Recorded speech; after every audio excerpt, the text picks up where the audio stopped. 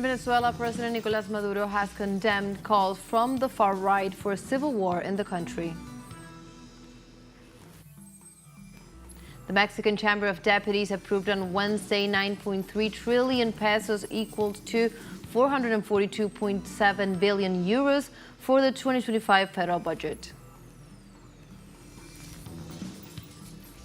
And the Syrian Socialist Party Baath has suspended all of its activities and functions until further notice, while it is currently working on the release of its militants.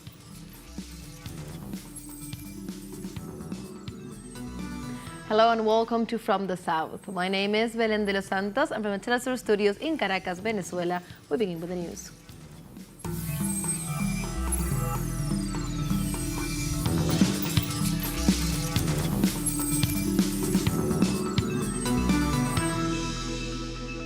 And now we begin with the news. In Venezuela, President Nicolás Maduro has condemned calls from the far right for a civil war in the country. During an assembly with the candidates for Justices of Peace, whose election will take place next December 15th, the Venezuelan head of state referred to the recent calls of the extreme right wing to burst out a civil war in the country, stating that in Venezuela there will be permanent mobilizations to guarantee peace. The president further stressed that these calls to violence have serious consequences since they go against national laws. Concurrently, he pointed out that through his public denunciations, the representative of the extreme right, Edmundo González, is not only violating the legal framework of the country, but also the agreement that he signed in order to obtain political asylum. Y ahora entonces llama a que haya una guerra en Venezuela. And now you are calling for a war in Venezuela. Old man, be careful with what you say from there. It has serious consequences. Watch your words. Do not make a mistake with the people of Venezuela. In Venezuela, there will be no war. Old man. What causes me to tell you, old man? Do not play with fire. Respect Venezuela.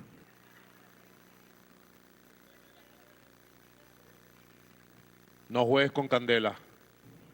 You are violating the agreement you signed. You are violating the right to asylum with Spain. Stop calling for civil war in Venezuela. Deja de estar llamando una guerra civil en Venezuela. And we continue in Venezuela as activities are underway in the framework of the upcoming 24th summit of the ALBA TCP. In Caracas, youngsters participated at an ALBA political council model to learn and promote the mechanism principles. First of all, in the framework of the ALBA, well, it is really important that we, as Venezuelans, get to know this type of organization, of activities, as students as well, because we get to know a little more about the current world, what surrounds us, and the great importance that the ALBA represents for Venezuela. We are already going towards the transition of a new world, of a new multipolar world, and the ALBA TCP adheres to that new world, where all the islands are not a colony, but are independent and sovereign peoples, and also, we, from here is the ALBA, talk about the peoples directly, about the social movements. We also break with the paradigm of the relation state-state, and we go beyond, towards the human being with the human being, towards the man with the man, towards the woman with the woman, towards the child with the child, towards us to be able to discover that new horizon, that without a doubt the traditional model has not allowed us to know. It is undoubtedly important to adhere to this integration mechanism in order to be able to live and learn firsthand about these experiences, which will surely be the future of Latin America and the Caribbean. And in Peru, Minister of Education Morgan Quero described those killed during protests against the government of Dina Boluarte as rats.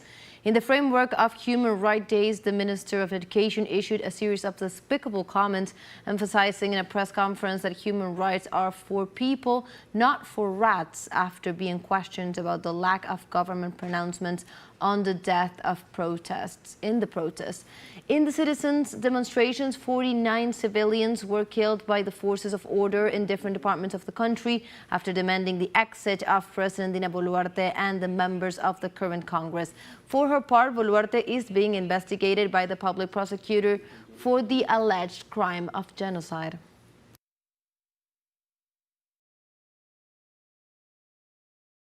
And also in Honduras, the President Xiomara Castro assured that her administration has made the largest public investment in the history of the country. The president expressed this in the activity for the 199th anniversary of the forces in Tegucigalpa, the capital of the Central American nation. She also highlighted the construction of hospitals, schools, sports fields, roads, as well as the coverage of social programs related to food and health, in addition to giving an account of the progress of government in the fight against crime and drug trafficking.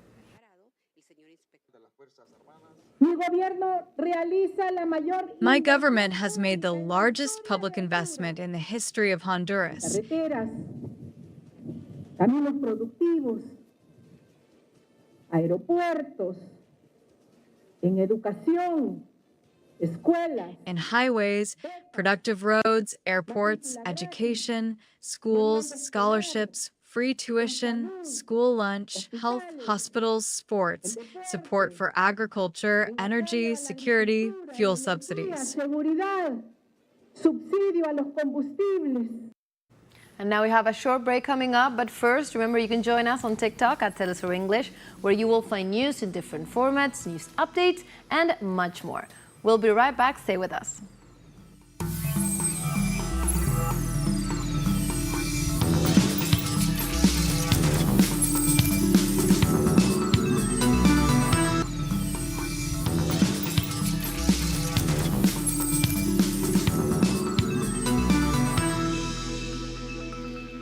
Welcome back to From the South.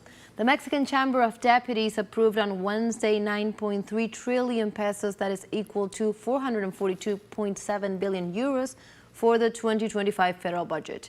After over 4 hours of debate, legislators passed the first budget of the Sheinbaum's government with 349 votes in favor and 129 against, registering no abstentions. The spending plan of the executive has been estimated at over 472 million euros, which will be fundamentally allocated to social programs.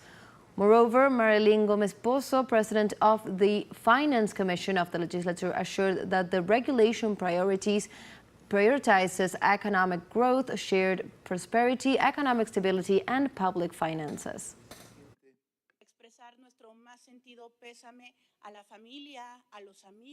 And also in other news, Haitian authorities have confirmed a new massacre that left at least 20 people dead, perpetrated in the department of Artibonite in the center of the country. Between Tuesday night and early Wednesday morning, while sleeping in their homes in the commune of Petit Rivière, at least 20 people were killed in an armed attack perpetrated by the criminal group known as Grand Griffe. Authorities of Artibonite Peace Initiatives Committee described that among the dead victims were children who were brutally murdered. The attack is a retaliation against the residents of the area, who have managed to eliminate several members of the criminal group since the return of the Haitian National Police to the region.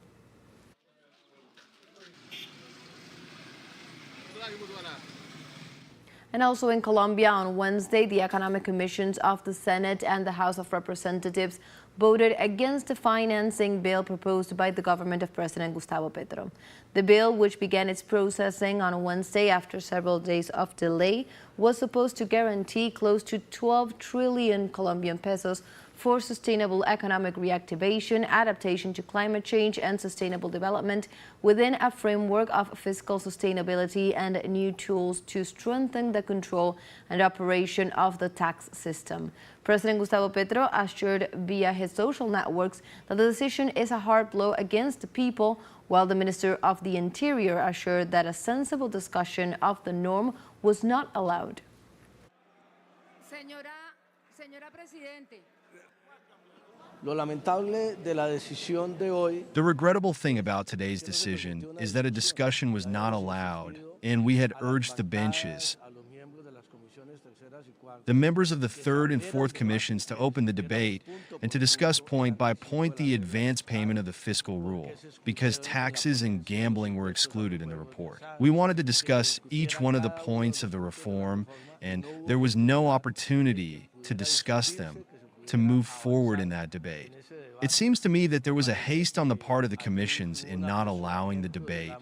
I believe that the country deserved that debate. Yo creo que el país merecía ese debate. And we stay in Colombia, where the bidding for the minimum wage increase has started, and some unions have already proposed their percentage, which is far from the proposal of the workers represented in the central labor unions. Let's see more in the following material. Como es habitual por este mes, as usual for this month, the central labor, trade unions, industrial organizations, and government meet to discuss the increase in the minimum wage for workers in the country. The Colombian Association of Micro, Small, and Medium Enterprises initially put on the table its proposal of 5%, a figure that could be approaching the other unions. However, they did not give their proposal and left in the hands of the Ministry of Labor and the government the evolution of the table of consultation.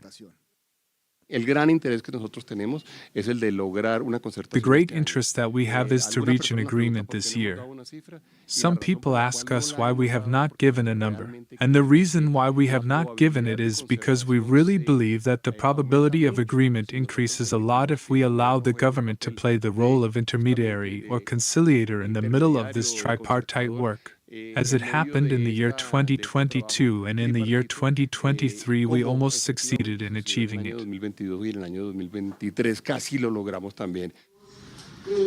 Por su parte, los trabajadores For their part, the workers, who were members of and represented by the National Unitary Command, assured that the initiative of the small businessmen is illegal, since it does not take into account other indicators, only the inflation index. They proposed a 2-digit increase and made a series of suggestions with measures to maintain the purchasing power of the workers and thinking of the increases that are coming next year. Que se revise los temas de los cánones de arrendamiento. We need a review of the housing rental rates, that the increases of products regulated by the state be reviewed, so that they are never higher than inflation, that the proposals of the pensioners be considered, so that the pension allowance is equal to the minimum wage, and that the health contribution is reduced, as well as the contribution to the family compensation funds.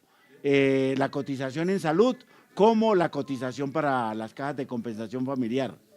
Cuarto, que se reduzca that the Bank of the Republic's interest rates be significantly reduced because they have been a brake on economic reactivation, that financial expenses be reviewed, and that the minimum wage increase for 2025 be 12%. El incremento del salario mínimo para el 2025 sea del 12%. En ese contexto, ¿qué expectativa hay? In this context, what expectations do ordinary citizens have regarding these negotiations and their results? It is not enough for a person who earns the minimum wage, and even more so for a person who pays rent, who has a family. They always raise it very little, and then they raise the public transportation. So no, it must be something that allows one as a Colombian to be able to subsist. Perhaps in a middle ground between what the private sector and the workers' union are asking for, because it is really necessary for all people to have access to a better quality of life. That is the idea. The key data for the discussion of the minimum wage are inflation, which is 5.2%, the contribution of wages to GDP, which is 2%, and productivity, which ranges between 1.73% and 3.43%. The first deadline is December 15th to reach a consensus on the minimum wage increase, where for the moment the parties seem to be distant. The deadline is December 30th. Otherwise, it will be signed by decree. teleSUR, Bogotá, Colombia. And now we have a second short break coming up, but before we invite you to visit our YouTube channel at teleSUR English, there you will be able to rewatch our interviews, top stories, special broadcastings, and more. Hit the subscribe button and activate the notification bell to stay up to date on the world's most recent events. Final short break, don't go away.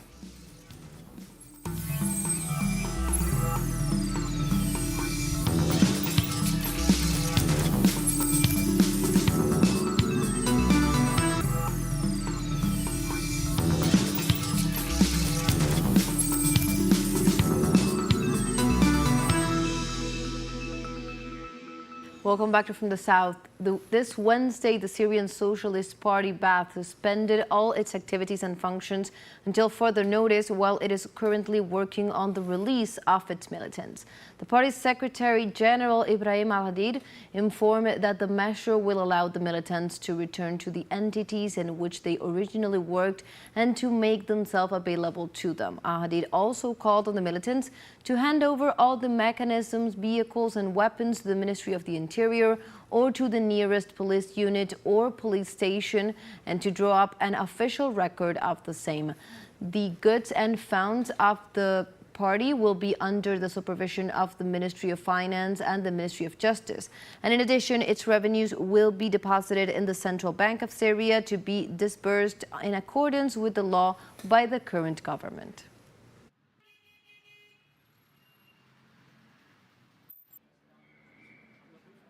We stay in Syria as Military Operations Department announced the cancellation of the curfew imposed last week in Damascus by terrorist factions.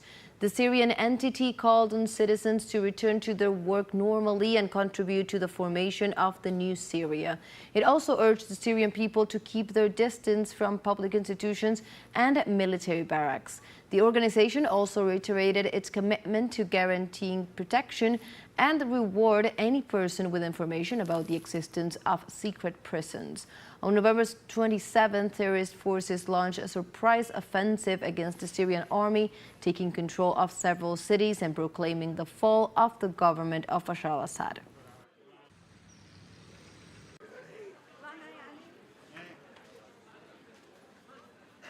And the government of Egypt condemned the Israeli attacks on military installations in Syria and the actions of the Zionist state in the Golan Heights. The Egyptian Foreign Ministry considered this Israeli aggression against military installations and its attempts to expand its zone of influence by occupying Syrian territories as a flagrant violation of international law. Cairo also stated that the Israeli authorities seek to profit from the political vacuum exposed by the Syrian aggressive escalation of terrorist factions. In this regard, the Foreign Ministry called on the United Nations Security Council and the international community to take measures to stop the escalation of the Israeli occupation.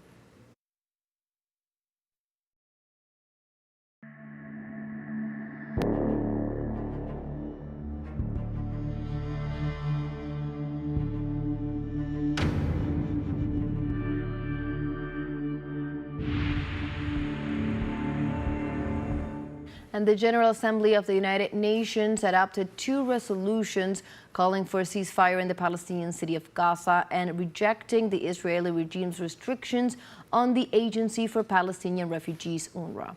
The ceasefire resolution was approved by 158 countries, 9 were against and 13 abstained. The decision includes the immediate and unconditional release of all detainees, along with immediate access for the civilian population of the Gaza Strip to basic services and humanitarian assistance. On the other hand, the resolution prohibiting operations against the UNRWA was approved with 159 votes in favor, 9 against, and 11 abstentions. It determines that Tel Aviv must comply with its international obligations and respect the immunity of this agency. However, it is important to note that the resolutions of the UN General Assembly are not binding. In favor of draft resolution AES-10L. We now move on to other topics. On Thursday, in a televised address, South Korean President Yoon Suk-yeol defended his decision to implement martial law in the country.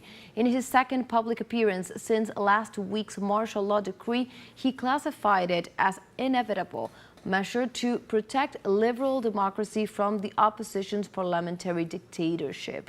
Yoon is currently being investigated for a crime of insurrection that can carry life imprisonment or the death penalty.